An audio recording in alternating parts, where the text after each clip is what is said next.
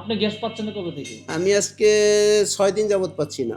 আর গ্যাসের যে চাহিদা, আমার যে গ্যাস পার্টি দেয়, আমাকে হোটেলে সাপ্লাই দেয়, উনি আজকে ৫ দিন যাবত ৬ দিন যাবত ওনার দোকান বন্ধ। ওনাকে ৪ দিন যাবত রিকোয়েস্ট করতে করতে উনি আমাকে ছোট ২টা গ্যাস দিয়েছে ২ দিনে। তাও নিছে আমার কাছে ১৭৫০ টাকা করে। উনি কিনা বলে যে আমার কাছে নাই, আমি আপনাকে একটা ব্যবস্থা করে দিতে পারি চালানের জন্য, আপনি কোনো রকম চালান।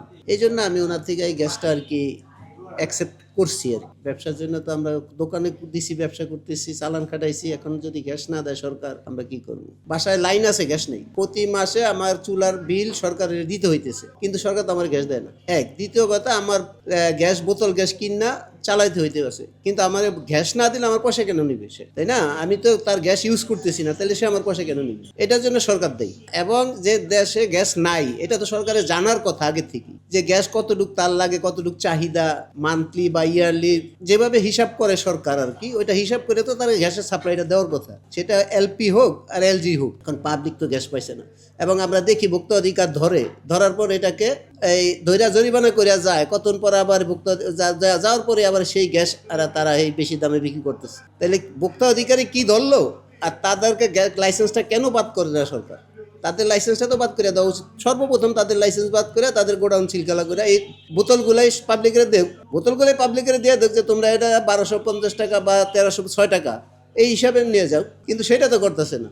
এরা জরিমানা করে আইসা পড়লো, তারপরে আবার তারা এই দামে বিক্রি করতেছে। এইগুলাই দায় হলো বাজার কমিটির। এটা কমিটির কাছে, তারা ভোক্তা অধিকার যাবে কমিটির কাছে, ভোক্তা অধিকার ধরার পরে কমিটির কাছে যাবে, কমিটির সিদ্ধান্ত নিবে যে তোমরা কালকে থেকে এই জিনিসটা করতে পারবে না, আর কোনো দিনের জন্যই না। কিন্তু লাভ কি হয়? না, কিছুই হয় না। আরও উল্টা ভোক্তা অধিকারের সাথে যা দেখি আমরা ফেসবুকে, যা দেখি ভোক্তা অধিকারের সাথে মারামারি গন্ডগোল আসেই তাদের। সিলিন্ডার যারা ব্যবসা করে এরা কোম্পানি, বা আমি জানি যতটুকু সরকারি নির্ধারণ করা থাকে ১২৫০ টাকা নাকি ছিল, ১৩০৬ টাকা বিক্রি করবে। নাই, সে নাই, সে তো আন্দোলনে যেতে পারে না। তার কাছে মাল আছে যতক্ষণ, সে ততক্ষণ বেচবে, যখন মাল নেই সে বিক্রি করবে না। তাই তো, এটি তো নিয়ম। আমার হোটেল দিছি, আমি হোটেলে যতক্ষণ আমার কাছে খাওয়ান আছে কাস্টমার খাবে। কাস্টমার যখন খাওয়ান পাবে না, আমি বলবো যে বস খাওয়ান আপাতত নাই, হয়তো আধা ঘন্টা ১ ঘন্টা পর হইলে আমি দেরি করলে বানায় তৈরি করে দিতে পারি আপনাকে, অথবা কালকের জন্য রেডি হইতেছি বা কালকে আসেন। কিন্তু ওনারা ধর্মঘট করতে পারে না, এটা সম্পূর্ণরূপে বেআইনি। এই জিনিসটা তো কোম্পানি এবং সরকারের মাধ্যমেই আসে, সেটা তাদের ধর্মঘট করার কোনো যুক্তিকতা নেই। এতে করে কি সাধারণ যারা ভুক্তভোগী যারা আছেন এরা আসলে কতটুকু হ্যারাসমেন্ট হচ্ছে? এটা হ্যারাসমেন্টের আর বাকি আছে কি? আজকে ৭-৮ দিন যাবৎ গ্যাস নাই, ১২৫০ টাকার গ্যাস ২২০০-২৫০০ টাকাও আমরা ফেসবুকে দেখছি, ২৫০০ টাকাও কিনতেছে। এর পরে তার হ্যারাসমেন্টের বাকি কিছু থাকে না জনগণ। আপনিও কিনেছেন? আমি কিনছি ১৭৫০ টাকা করে, কিন্তু আমার হোটেল চালানোর জন্য আমি তারপরে হোটেল সোলো করে দিছি আর কি। কাস্টমার তো দেখতে কাস্টমারও কম।